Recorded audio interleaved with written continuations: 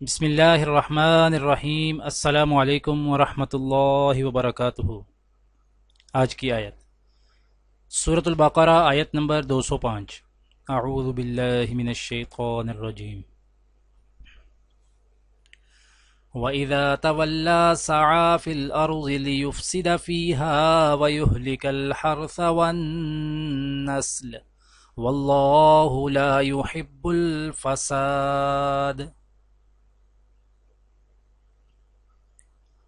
اور جب اٹھ کر جاتا ہے تو زمین میں اس کی دوڑ دھوپ اس لیے ہوتی ہے کہ وہ اس میں فساد مچائے اور فصلیں اور نسلیں تباہ کرے، حالانکہ اللہ فساد کو پسند نہیں کرتا۔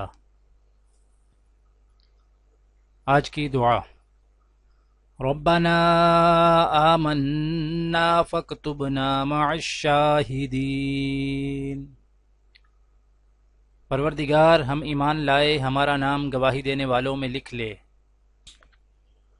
آج کی حدیث: حضرت عائشہ رضی اللہ تعالی عنہ سے روایت ہے کہ نبی کریم صلی اللہ علیہ وآلہ وسلم کے زمانہ میں چور کا ہاتھ ڈھال کی قیمت سے کم پر نہیں کاٹا جاتا تھا۔